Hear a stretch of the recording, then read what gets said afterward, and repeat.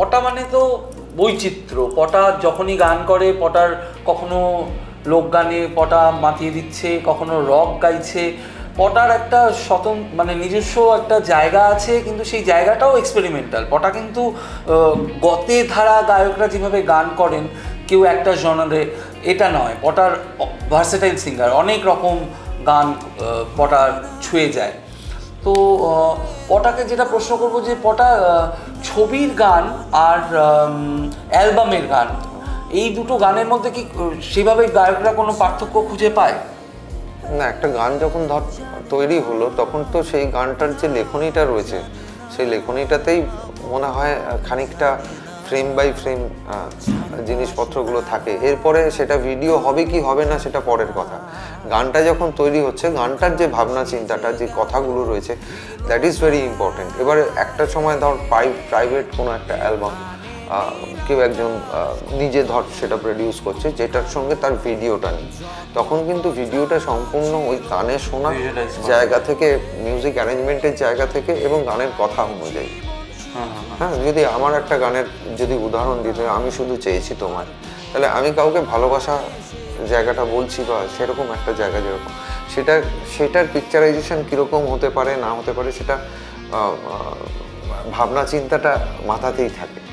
হ্যাঁ, কিন্তু সেটা হয়তো ভিডিও আকারে মানে হয়নি। আবার ভিডিও আকারে যদি সেটাকে, সেই গানটাকে যদি নিয়ে গিয়ে দাঁড় করানো যায়, তাহলে তো ফ্রেম বাই ফ্রেম গানের কথা অনুযায়ী একটা ভিডিও যদি করা যায়, তাহলে সেরকম একটা তার মাত্রা থাকে। তো যে কোনো গানেই একটা তার ছবি থাকে, সেটা ভিজুয়ালি আমি কাউকে দেখছি বা একটা ভিডিও চলছে সেরকমও হতে পারে।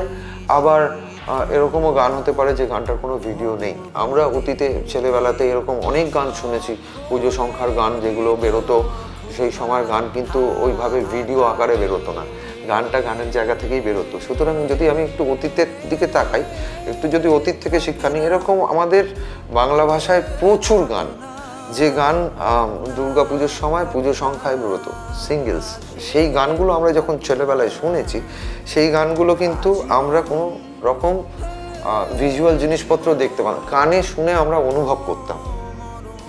একদমই তাই। হ্যাঁ, রানার ছুটেছে তাই ঝুমঝুম, যদি ওই কম্পোজিশনটার কথাই ভাবিস, আমি ওইখানটা যদি ফিরে যাই, তাহলে তুই পুরো গানটার মধ্যে দেখবি যে একটা ছবি হচ্ছে। তো আমার মনে হয় যে প্রত্যেকটা গানের ক্ষেত্রে দাঁড়িয়েই সেটা প্রযোজ্য। এবং তুই যে গানটা করেছিস, তুই যে জায়গা থেকে লিখেছিস, তোর সিনেমার কথাটা নিশ্চয়ই তোর মাথায় ছিল, কিন্তু এটা যদি তোর ছবি থেকে বের করে নিয়ে এসে একদম আলাদা করেও যদি তুই ট্রিট করিস এই গানটাকে, তাহলে দ্যাট ইজ ইকুয়ালি গুড।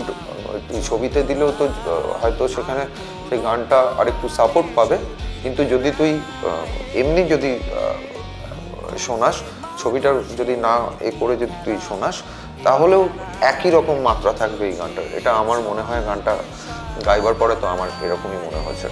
এই গানটার অনেকটাই পসিবিলিটিস আছে।